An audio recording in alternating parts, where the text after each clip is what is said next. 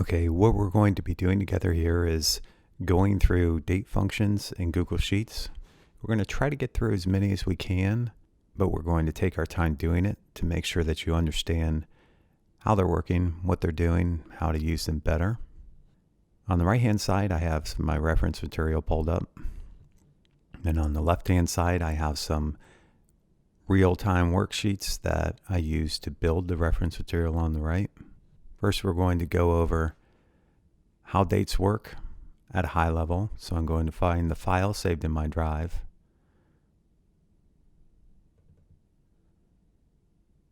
These are the functions that we'll get to eventually, but we want to start out at how dates and times work in Google Sheets. They don't work like regular numbers, and we're going to step through this example, which is going to show you why. It's going to illustrate to you how they don't work like numbers. So in this column, I've typed a number, the same number in every cell, but I've formatted it differently. So I typed the number in A5, 42,734, and it did not apply any formatting to it. Showing the same thing on the right, but since we have the live spreadsheet pulled up, we're going to be focusing on the left. But I'll scroll down a little bit here as well. If I take that same number and I go to the format menu and to number and I apply date formatting, it's shown as a date. It's using slashes. It's in the US format, month, day, year. And that to me is a lot easier to understand as a date. Your spreadsheet thinks these are the same value, and it works with them in the same way. But the one tells my brain that this is 5 days after Christmas a few years ago, and this one just tells me it's a big number. So formatting is very important to allow humans to be able to use spreadsheets. There's different formats as well, so you can use the dashes if you prefer those. Or you can show it without the year. The year is still saved in there because it's still 42,734. And you can also show it with the day of the week and the year and the date spelled out and the time as well. So you'll notice there's no decimal points on this number. It's a whole number. So that converts to midnight. If it was 42,734.25, it would be 6 a.m., 1/4 of the way through the day. So understanding that is the most important part about understanding how dates work in spreadsheets. And once you do understand that, we're ready to step down to what happens when we start to use them in formulas. You start a formula with an equal sign. And if I double click into this cell, you can see that this is a formula. I started with an equal sign, so Google Sheets knows that I'm writing a formula. And then I typed in a date, and then I subtracted another date. The problem is Google Sheets doesn't know that these are dates. It thinks I'm doing division. So Google Sheets is doing 12 divided by 31 divided by 15 minus this division problem. So it does math. It comes up with the hypothetically correct answer. But it's not what you wanted. If you write it with hyphens, it does a long subtraction problem of all the numbers.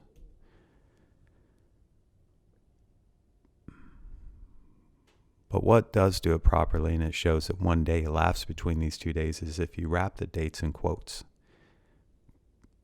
Wrapping it in quotes tells Google Sheets this is to be evaluated as 42,734.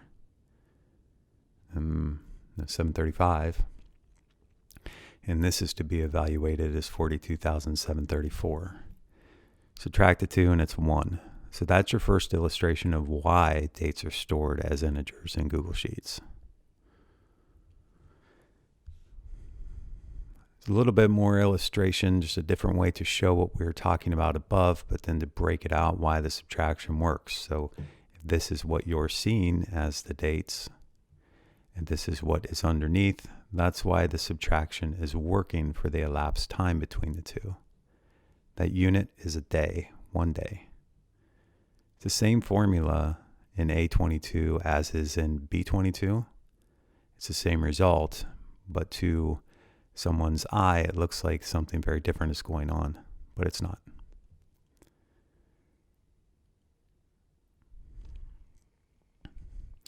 We just have another example here to show that Google Sheets is smart enough to know of a leap year. So these are live functions that are referencing a calendar and doing a little bit more thought than if you were to just kind of scratch this out on paper. So if I took 12/31/15 and I subtracted 12/31/16, I would just expect it to be 365 days. So your spreadsheet is one step ahead of you.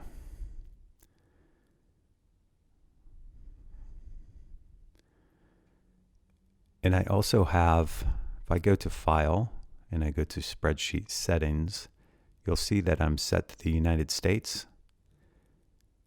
And what that does is when I type in 12/30/16, it knows I'm talking about December 30th, 2016. If I try to change it to the way another country might represent it, it doesn't work because I've set this to know that I'm in the United States, or at least to know that I want to use the United States date conventions.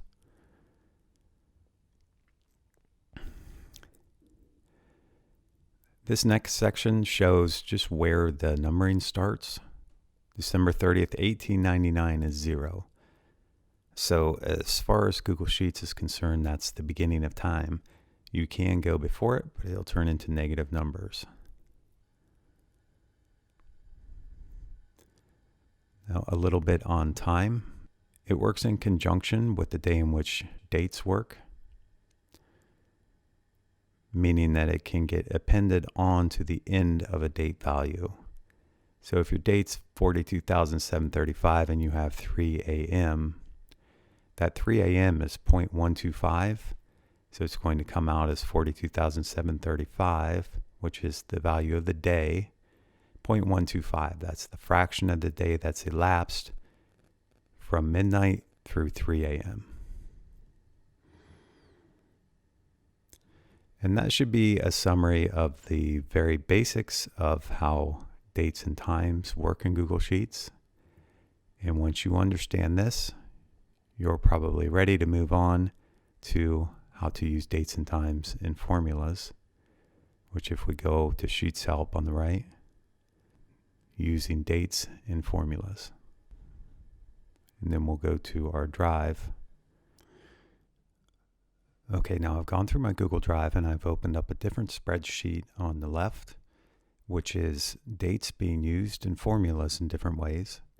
And on the right is the same reference material. It's the website. And each one of these examples has a tick mark, which is referenced at the bottom, that is explaining what's going on in each one of the situations. And we'll be showing you live on the left. And in the first situation, we think we're taking two dates and we're subtracting them. We think we're taking December 31st, 2017 and subtracting 12/31/16. But if you do that, you expect a 1, but instead you get a small decimal. I'm not getting an error. Google Sheets is doing what I'm asking and it thinks it's done.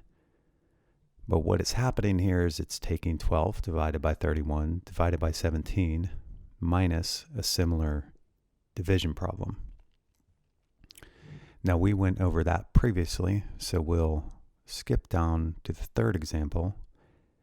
And this is another form of encapsulating the values inside quotes.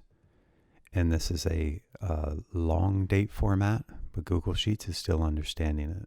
So if you start the formula out with an equal sign, you'll see there's a single quote here to the left, which is telling Google Sheets to display this formula as a text. Don't actually execute it, but the formula is in B10.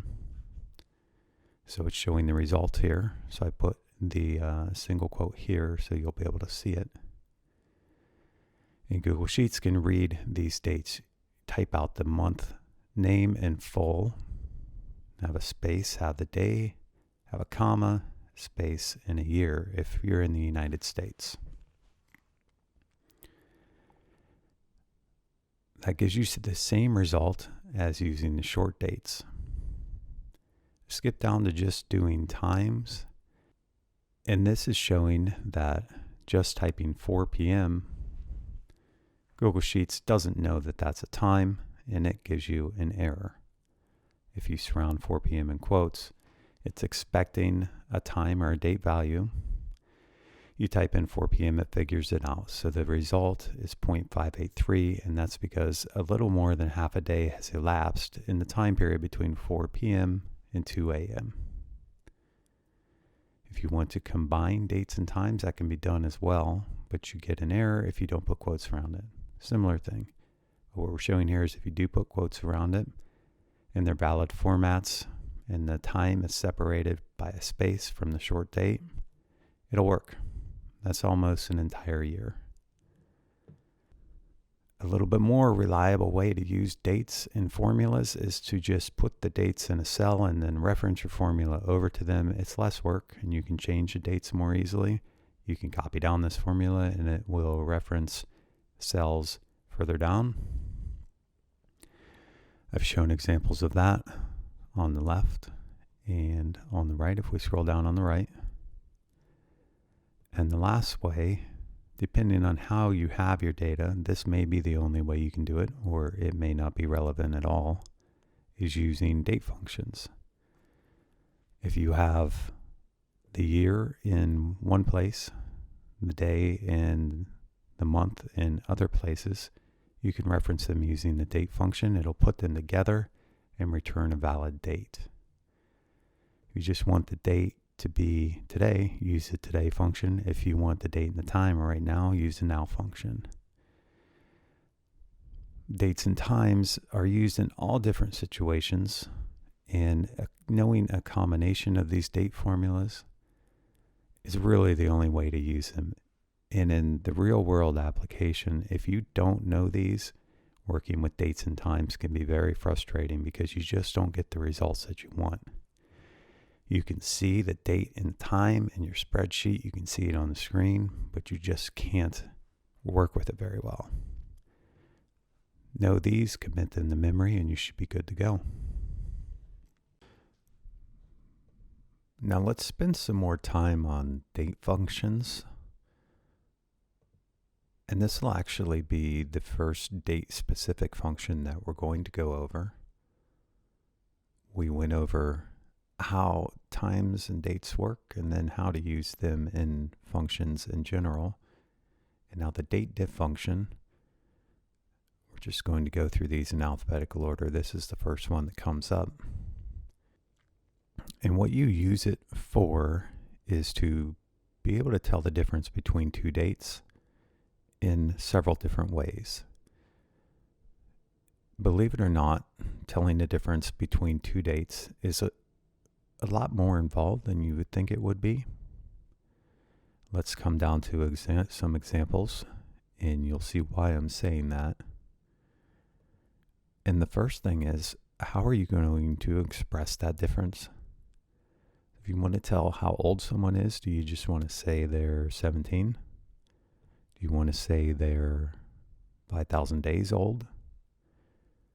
Do you want to say all the way down to the minute? We're going to go through some of these. So the first set of examples is returning almost a sentence, but a phrase explaining the age of someone. And we do that by stringing 3 date diff functions together using the different parameters. So we're going to look in cell D14. And this date diff function is working off of Matilda's date of birth and her end date, which must have been the date I originally put the spreadsheet together. So I was figuring how old she was that day. If I wanted this to be a dynamic spreadsheet, I would use the now function in here. Or rather, I'd probably use the day function. I would use the today function.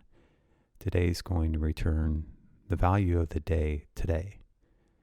Regardless, this spreadsheet is showing how old she was on August 28th, 2016. In D14, I'm using the date diff function, so this is the first time you're seeing this. And I'm giving it the input for the start date of B14, the end date of C14. So that's the day she was born, and that's the day of this spreadsheet was constructed. And then the third argument is a Y, and if I double click in this cell, and I put my cursor into the name of the function, Google Sheets gives me some help text.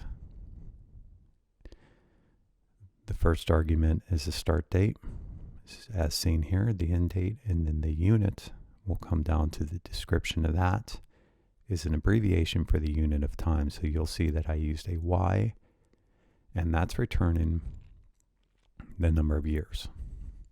We'll escape out of that. She's 17 years old.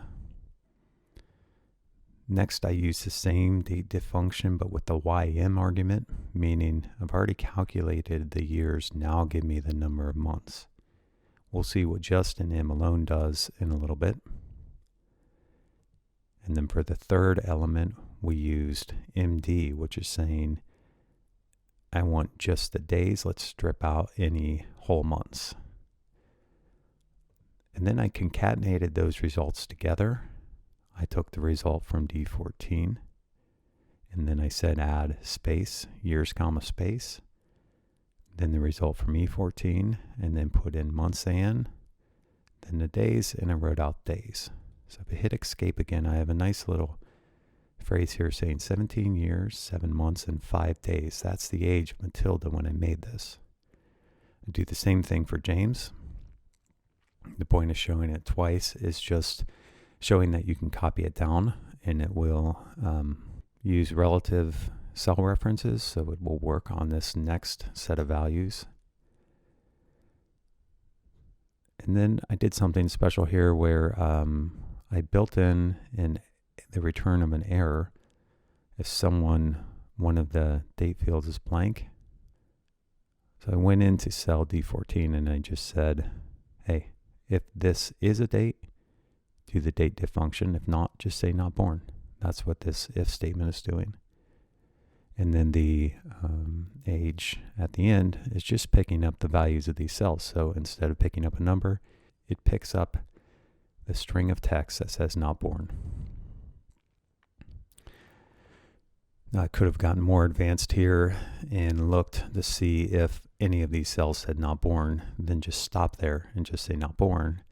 But I have this saying not born, 7 months, 29 days. Read into that what you will. The next way in which we can illustrate the date diff function is using the function, the argument m, and then md. So if you use something like m, that's months, but it's months without whole years subtracted out. So 211 months, 5 days. That's the same as 17 years, 7 months. Then I did the same thing for the next two people. If we come down to the next example, I'm using years in the same way, but then I use YD, which is the number of days without months subtracted out. So she's also 17 months, 217 days old. And as I'm reading this now, I actually see an error in my formula. This should say 17 years. And after I'm done recording this, I'm going to go back and fix that. And the world will be a better place because this spreadsheet that people look at will be more accurate. And I'm going to scroll down on the right. I have a picture of it here, so the picture needs to be updated as well. I'm going to add that to my list of to-dos when I have some free time and I like to spend my time with spreadsheets. I'll do something like going back and fixing that. The last example is using what's actually throwing the date diff function out the window and just doing subtraction. And why I'm doing this is I'm showing if you're using date diff with just the argument of D, you're making it too complicated, and you might as well just subtract the two values. So date diff function picks up its utility because it can do more than just the D argument. That's all for the date diff function. The next function that we'll talk about, if we look at this list, well, we skipped one. We skipped the date function, so let's go up and talk about that. It does not have the most dynamic name, but it does have an interesting purpose, and what it does, I'm going to show you this one mostly just on sheetshelp.com. It picks up three numbers and returns them as a valid date. So an example of when this would be helpful is if you have data that has years in one column, months in another, and days in a separate column, and you want to put them together and operate on them as if they're a valid date, you string them together with the date function, and that will return a valid date. So I show an example of that in the using the date function in formulas, and I show how, and we've gone over this, if you just type it all in with no quotes, it thinks you're doing division. If you use the quotes, it works, but you can also use the date function. And then I go on to show an example of calculating these people's age in days. So you already know that we can just do this with subtraction from our last example. I could have also used the date diff function here, but what I did was I used the today function, and then I used the date function and grabbed the values that are in these other columns. Now this result, if you do this in your spreadsheet today, is going to be different because the today function is dynamic.